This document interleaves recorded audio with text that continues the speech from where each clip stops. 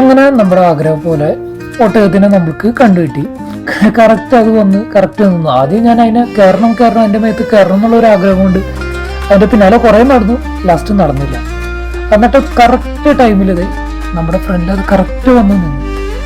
ഞാനപ്പോൾ അതിൻ്റെ കുറച്ച് വീഡിയോസ് ഇങ്ങനെ പകർത്താം. അപ്പോൾ നോക്കിക്കഴിഞ്ഞപ്പോൾ അതിൻ്റെ ഫ്രണ്ടിലിരുന്ന് കുറച്ച് പേരിരുന്ന് സെൽഫി എടുക്കണം. പിന്നെ എൻ്റെ കൂട്ടുകാരന്മാർക്കായാലും ഇതൊരു എക്സൈറ്റ്മെൻറ്റ് എന്നുള്ള രീതിയിൽ അങ്ങനെ ഇരിക്കുന്ന സമയത്ത് ഇതൊരു ചേച്ചി ഒരു കൊച്ചിനെയും കൊണ്ട് വന്നേക്കാം അതിനെ കളിപ്പിക്കാനായിട്ട്. മര്യാദയ്ക്ക് ഒരു കുഴപ്പമില്ലാതെ അടങ്ങിയിരുന്ന ഒട്ടകത്തിനെ വെറുതെ വയലൻ്റ് ആക്കി. അത് റിയാക്ട് ചെയ്തു. അത് കഴിഞ്ഞപ്പോൾ ഞാൻ വിചാരിച്ച അവർ പോകുന്ന എവിടെ. ആ ചേച്ചി വീണ്ടും അടങ്ങിയിരുന്നില്ല. വീണ്ടും അതിനെ ദേഷ്യം പിടിപ്പിച്ചു. ഇത്തവണത്തത് റിയാക്ഷൻ നല്ല ഫാസ്റ്റ് റിയാക്ഷൻ ആയിരുന്നു. ഞാൻ വിചാരിച്ചു ആ കൊച്ചിനെയും കൊണ്ട് അത് ഒട്ടകം കൊണ്ടുപോയെന്ന് ഞാൻ വിചാരിച്ചത്. അത് കഴിഞ്ഞ് കഴിഞ്ഞപ്പോൾ അവർ പോയി. പിന്നെ ഞാൻ നോക്കിക്കഴിഞ്ഞപ്പോൾ എനിക്ക് അതിനൊന്ന് തൊടണം, അതിനൊന്ന് ലാളിക്കണം എന്ന് എനിക്കൊരു ആഗ്രഹം. എന്നിട്ട് ഞാൻ പോയി ഒന്ന് തൊട്ടു. എന്തോ ദൈവഭാഗ്യത്തിന് എൻ്റെ അടുത്തത് റിയാക്ട് ചെയ്തില്ല. എൻ്റെ ഒരു ആഗ്രഹമായിരുന്നു ഒട്ടകത്തിനെ തൊടണം, അതിൻ്റെ മേത്തൊന്ന് റൈഡ് ചെയ്യണം എന്നുള്ളത്. ഞാൻ റൈഡ് ചെയ്തില്ല, ജസ്റ്റ് അതിനെ ടച്ച് ചെയ്തു. പിന്നെ അതിൻ്റെ കുറച്ച് വീഡിയോസ് എടുത്തു. പക്ഷെ നല്ലൊരു ഫണ്ണി മൊമെൻറ്റ്സ് ആയിരുന്നു കേട്ടോ. സത്യം പറഞ്ഞ ലൈഫിലൊരു ഫണ്ണി മൊമെൻറ്റ്സ് ആയിരുന്നു. അങ്ങനെ ഇരിക്കുമ്പോൾ അതേ വന്നേക്കണു അവിടുത്തെ ദുബായ് പോലീസിലുള്ള ഒരു പുള്ളി നമ്മുടെ അടുത്ത് ക്യാമറ എങ്ങനെയാണ് യൂസ് ചെയ്യണത്, ഇതെന്താണ് സംഭവം, ഇത് 360 ആയിട്ട് എടുക്കാൻ പറ്റുമോ, അതിനെ ക്യാമറേനെ പറ്റി കുറേ വിശേഷണം, ഇത് സ്റ്റിക്കില്ലാതെ യൂസ് ചെയ്യാൻ പറ്റുമെന്നൊക്കെ ചോദിച്ചു. അതൊക്കെ ഫണ്ണി മൊമെൻറ്റ്സ് ആയിരുന്നു. ലൈക്ക് നമ്മളൊരു രണ്ടുപേര് ശ്രദ്ധിക്കുന്നുണ്ട്.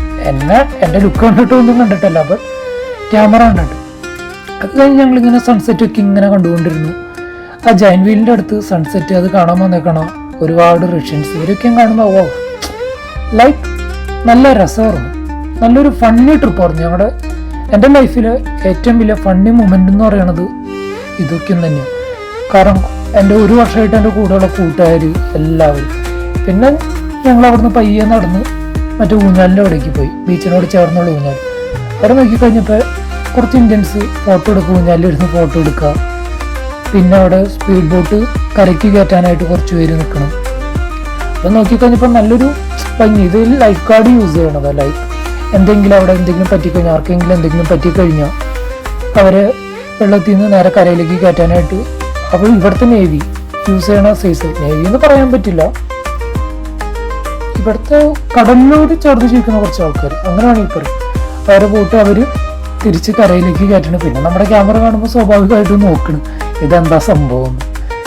സോ ഇത്രയൊക്കെ ഉള്ളൂ. ഇത് സത്യം പറഞ്ഞാൽ മറീന ബീച്ചിലെ ആ ഒരു ട്രിപ്പ് ലൈഫിലെ മെമ്മറബിളാണ്.